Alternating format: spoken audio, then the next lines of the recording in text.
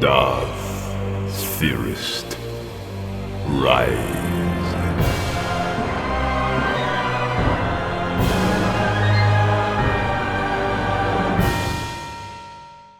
What if Anakin Skywalker never turned to the dark side? Let's explore the depths of it in the video. Anakin paces the floor of the Jedi Council chambers, wondering what there is to do now. Mace was never clear about the situation. He would deal with Palpatine, while Anakin was to remain there. He sensed the conflict within the boy and could not trust him to handle the situation. Yet, who could not be conflicted in this situation? Palpatine was their chancellor, for better or for worse, and he's led them through the war. Even if that may have been a lie, it is not an idea that he can rewrite overnight. Even as he sits and tries to process the information, he still struggles to make sense of it. He cannot picture that kindly old man as being the traitor they fear. A part of him still cannot believe it, and wonders whether he was mistaken, and that this is all some big mistake. Those thoughts rack through his mind, and he finds himself drifting over to the edge of the room, towards the door. He imagines running out and joining the Jedi strike team to help confront Palpatine. Every fiber of his instincts call to this. But what shall he do? That question stops him short as he tries to think of an answer, and fails. The answer should be easy. He should say that he wants to defeat Palpatine and end the Clone Wars. Yet he thinks about Padme, his unborn children, and the power the Chancellor promises. Would he be able to cut Palpatine down with that knowledge? That question stops him short, and for the first time he understands Mace Windu's concerns. As much as he hates to admit it, he sees why the Jedi were so concerned. That thought leaves him sitting back down on the chair. He closes his eyes to meditate, to practice his Force abilities. But what finally takes his mind off things is contacting Padme. His wife is preparing for a meeting, but hearing her voice, it assures him that everything is all right, and she's still with him. Sinking back into the seat, Anakin closes his eyes and soon dozes off. He doesn't know how long he's out, but he wakes up to the sound of the door sliding open as Mace steps out. His robes are singed, his face sunken, but he's alive. There is a slight scowl on his lips. It seems you had a pleasant nap, Skywalker. Master Windu, I'm sorry. I just thought I'd rest my eyes and... No need to explain, young one. What you do here is between you and the walls. What matters is that you obeyed your orders and that there is nothing to fear from the Chancellor. Does that mean... Yes, he is gone. It cost the lives of my companions, but Palpatine was finally defeated. You were right. He was a Sith, and one more powerful than I could have imagined. I should have trusted you, Anakin. Master, your words are kind. I appreciate your faith in me.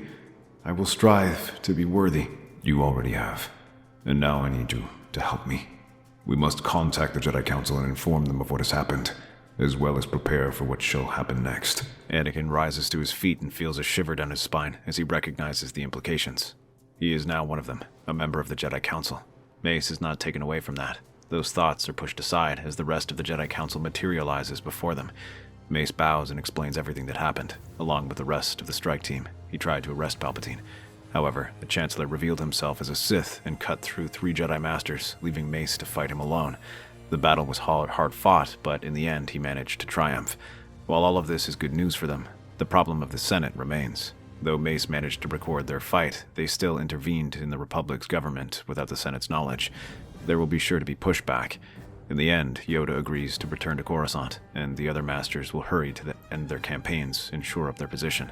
In the meantime, Mace Windu will hold the Jedi Temple, and to help him, Anakin is recognized as an official member of the Jedi Council. I think this recent incident more than proves Anakin's worthiness in being a Jedi Master. Though he was not present in killing Palpatine, his role and integrity were what made it possible. Agree, I do. Difficult the role you were placed in, young one. Deserve this, you do. Masters, I'm honored. I'm overwhelmed. All my life I've dreamed of this moment. I cannot thank you enough for your trust in me. As I said, you will have my trust after this. I am a man of my word. However, as the meeting adjourns, Anakin is given some much-needed time off. He decides to spend that time with Padme, who is just as confused about everything that happened over the last few days. When they meet in her apartment, Anakin takes her hand and explains everything. Her eyes widen in fear as she hears this. Her hand moves over her belly protectively and then looks at Anakin. Her husband leans closer and places a kiss on her forehead, promising that everything will be all right. For the next few days, the two of them remain in her apartment. Politics and the Jedi are forgotten as the two simply enjoy each other's company. Both are acutely aware of just how close everything comes to falling apart, but neither says anything. Not now. Instead, they simply smile and make their final preparations until the time comes. Anakin takes Padme to a medical center some ways away from Coruscant, so they are away from prying eyes, and there he stands vigil over her. Though the droid insists he leave, the Jedi remains stubbornly by her side throughout the entire delivery.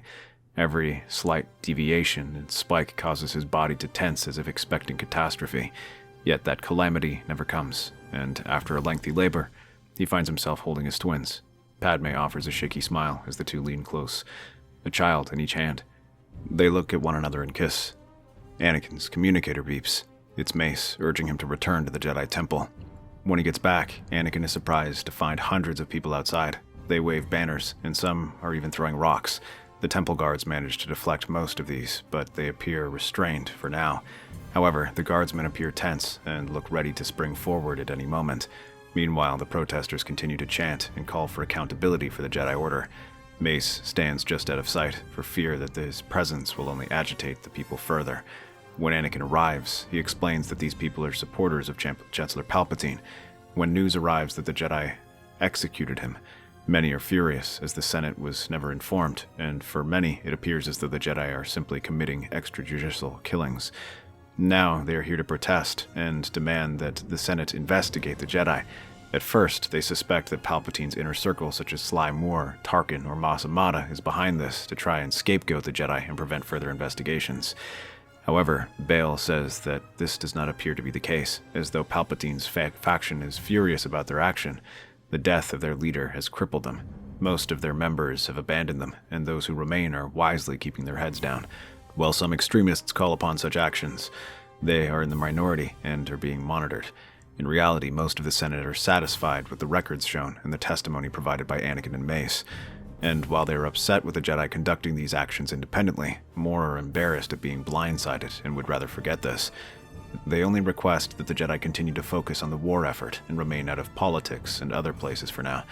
This will give things time to die down, and more importantly, remind the people of why they should support the Jedi.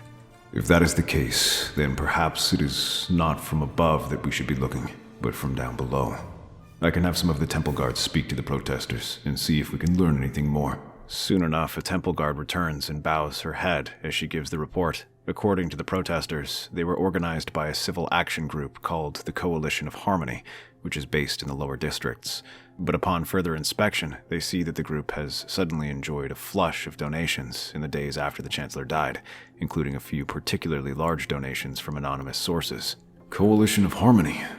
Sounds like a nice name for a cult. Young one, if it is a cult, then you can do what you want.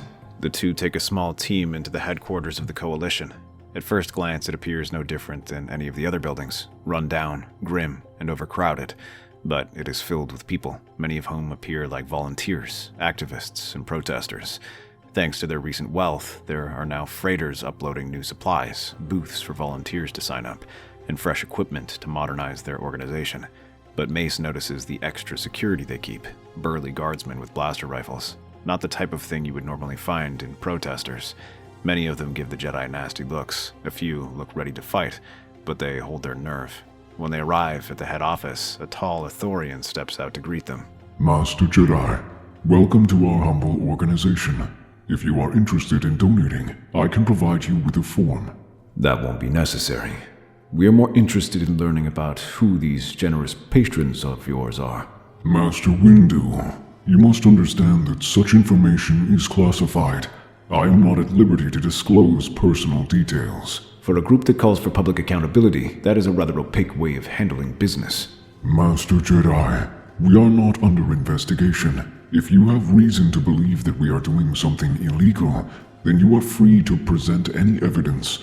But until that, you should be wary. I am always wary, Administrator. I am especially cautious now, though, because I woke up and found 100 people standing outside my window calling me a criminal. The will of the people is not the fault of my organization. You committed an extrajudicial killing right in the heart of our government. Do you honestly think that killing the Chancellor would not carry any consequences? Don't think that was easy for either of us to do.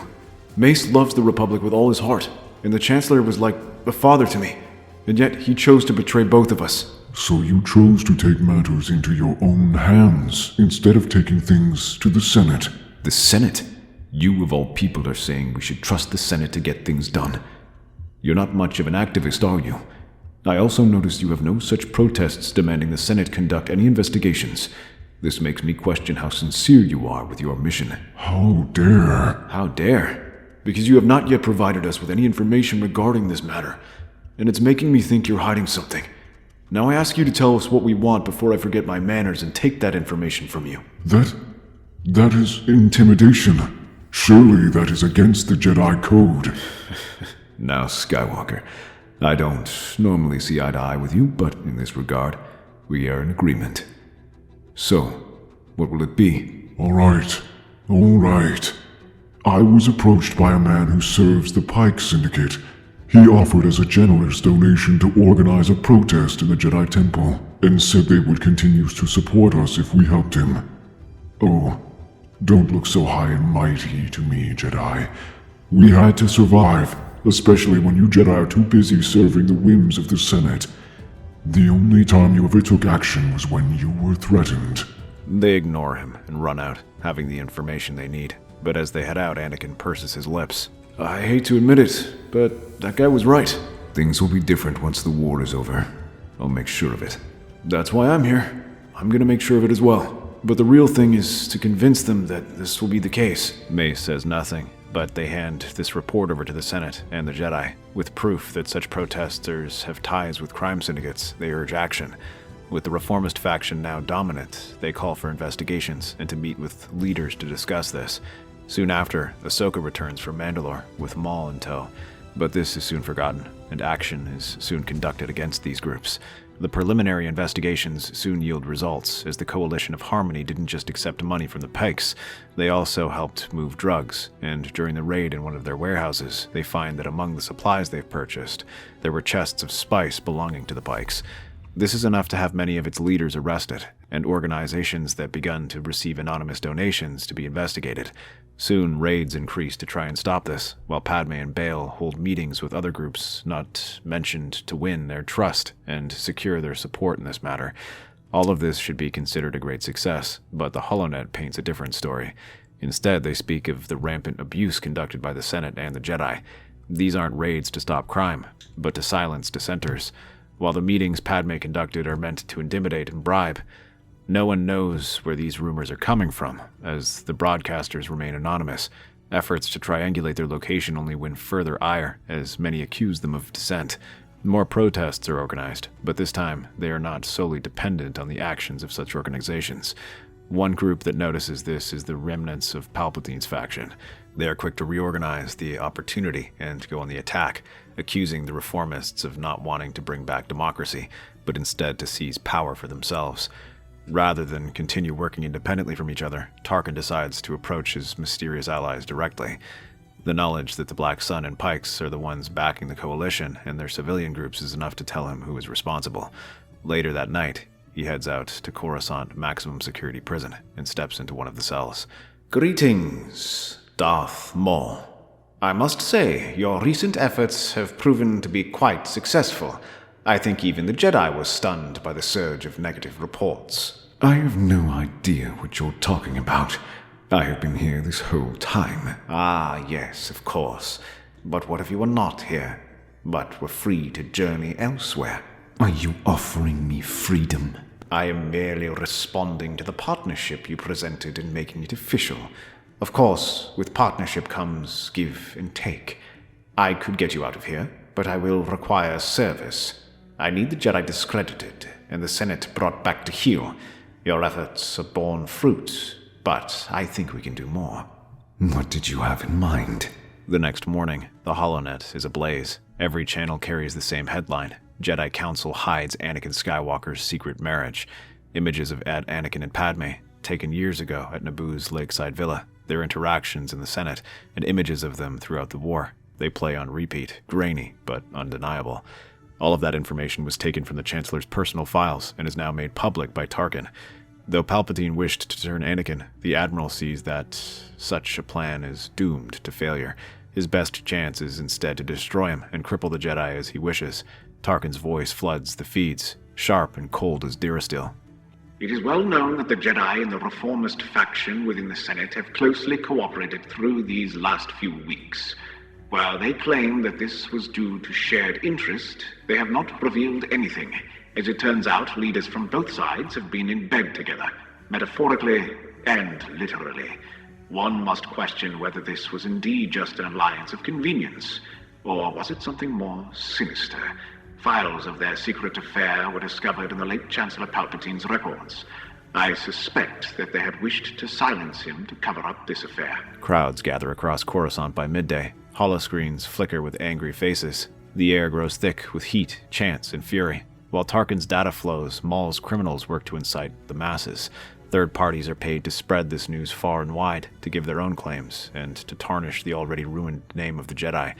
From the spires of the Jedi Temple, Obi-Wan, Yoda, and Mace discuss everything. Palpatine's faction moves faster than I anticipated, and someone is feeding this chaos. Someone like Tarkin. That would explain how they got these files, but one must ask how they got this reach. Files. So suspect these rumors to be true, you do. I've had my suspicions, Master. Yet even so, it changes nothing. It changes quite a bit, Master Kenobi. If there is genuine truth to this, then the evidence Tarkin presented is legitimate. It undermines our credibility. No. Sound our principles are. But perception, dangerous, a weapon that is. It won't matter how it sounds, or how our principles are if the people turn against us. There are protesters everywhere. They're outside the Senate building, the Jedi Temple, even the upper levels. They're even surrounding Senator Amidala's apartment. You brought this on us, Skywalker. I told you secrecy. I didn't ask for this. She's my wife. Yes, I admit it. But I still chose to report Palpatine. At great risk to her life. Enough. Do not question your loyalty, we do. But this situation is dangerous. Skywalker, you may not like to hear this, but we cannot be seen around Padme at the moment. Half the city already believes you are compromised. Rushing to her rescue will only inflame the rumors further. I don't care whether the city knows or not. She's in danger. Anakin, we will send the Council Guard to protect her. But in the meantime, we should best focus on trying to figure out what's going on. The Pike Syndicate is likely going to use this opportunity to press the attack. We already have Ahsoka looking into things, but we should give her whatever support we can. Fine. The next few days leave them in a delicate situation as Ahsoka uncovers more groups, activist organizations, businesses, and even some government officials in the lower districts in the pockets of Maul's Shadow Collective. Yet they dare not arrest more of their puppets, not without further risking the ire of the people. Meanwhile, additional units of Coruscant Guard are sent to protect Padme and other key senators. Ahsoka and Anakin instead lead the strike force to attack the known hideouts of these criminal organizations. In this matter, they can at least act with impunity, as everyone recognizes the Pikes and Black Sun as criminals. However, they still cannot piece together how they can coordinate with such efficiency, given that Maul is in prison. Tarkin allows this to continue for a few days, letting the Jedi believe they are making progress before initiating Phase 2 of the plan. Despite her additional protection, the area outside Padme's tower is a storm of bodies. Holosigns flare down with the Jedi tyrants, and justice for the Chancellor. Protesters pound the gates, some throwing stones and other debris. The Coruscant Guard struggles to hold the line. From the crowds, figures whisper, Maul's hidden agents fanning the frenzy. A stone slams into the transparisteel window, spider-webbing glass. Padme flinches, and she moves to comfort her children. The crowd's ire soon reaches its crescendo, and they push against the guards. But rather than fight back, the guards give way, once Tarkin gives the secret commands. While they keep most aback, 3 masked rioters break from the mob, scaling the stairway toward her. They reach her room and begin to batter at her door. Finally, one of them slams his foot against it, and the door gives way. Inside, Padme screams and jumps back, but before they can enter, a shockwave bursts across the room. Obi-Wan and Ahsoka leave to help the clones below, but Mace and Anakin confront these 3. The pair ignite their lightsabers as rioters take steps back, but raise their weapons. Back. This ends now. Padme shouts for Anakin. He sees her, and the 3 rioters. One of them looks like a representative of the Black Suns. He suddenly pulls out his blaster as the others open fire. Anakin's restraint snaps. He thrusts out a hand, and the man is hurled across the room. When the other 2 fire, Mace blocks their shots and uses the Force to pull their weapons aside. Once they lose their weapons, both look ready to surrender, but Anakin is not done with them. Instead, he uses the Force to pull them forward and holds them in midair. and then they begin to scream out in pain as the pressure around them grows. They scream, and the Black Sun representatives tremble. Skywalker, stop. Like you said, we don't see eye to eye on most things. But this... Not this time. Let them go. He can sense the anger growing within him. For a moment, it threatens to take over him. It is the same conflict that he felt when Anakin first told him about Palpatine, but this time, that anger is ready to consume him. Don't. You're not him. Anakin trembles, then exhales. His lightsaber wavers as the darkness flickers, and then slowly ebbs away. He drops the protesters to the ground, and they waste no time in running away, all save for the representative, whom Mace stops. He grabs the man by his shoulder and lifts him. You are going to answer everything. Outside, Ahsoka and Obi-Wan reinforce the Coruscant Guard and beat back the protesters. They avoid using deadly force, deflecting blaster bolts and throwing protesters down so guards can arrest them. Padme opens the door and steps forward, tears in her eyes. Anakin meets her halfway, pulling her into his arms. They'll twist this too. They'll say we used extreme force to take them down. As for you, speak. Who gave the order to attack the senator's apartment? You think that was a real fight? You Jedi are always looking the wrong way. What do you mean? The boss man knew you'd play hero, but while you were saving your precious senator, the real fight is about to begin. Alert Obi-Wan and Ahsoka. Now. The alarms blare through the steel corridors. Red lights pulse across the walls as the clone guards rush toward the detention levels. But it's too late. Maul strides through the chaos, his steps calm, deliberate. Prison doors hang shattered around him, his bindings broken. Tarkin waits for him outside a seemingly abandoned hangar, where a transport is waiting for him. He's joined by a group of elite troopers. Your freedom, as I promised. I suggest you use it wisely. Do not mistake this for gratitude, Governor. As per our agreement, I go free and you can rule here. They reach the landing platform where a sleek shuttle waits, its engines humming. Tarkin's men load crates aboard, forged documents, encrypted credits, and weapons, things to help Maul rebuild his criminal empire. A quiet world in the mid-rim, enough room for your operations to rebuild. In return, you keep the Jedi occupied. Oh, I intend to. The shuttle's ramp begins to rise. When it stops mid-motion, a surge in the Force ripples through the hangar. Then the doors burst open as 4 figures step through, cloaks billowing in the wind. Mace, Anakin, Obi-Wan, and Ahsoka. End of the line, Tarkin. You've gone too far. You wouldn't dare. Killing me without Senate authorization a second time? Save it. We know about the attacks, the protests, and now we know about your little arrangement with the Shadow Collective. Oh, then it's a shame you will not live to report this. His soldiers suddenly open fire as he makes a run for the shuttle. However, Anakin hurls a crate and knocks Tarkin aside. Before he can approach, Maul steps between them and ignites his lightsaber. Anakin, Mace, and Obi-Wan circle him while Ahsoka deals with the guards.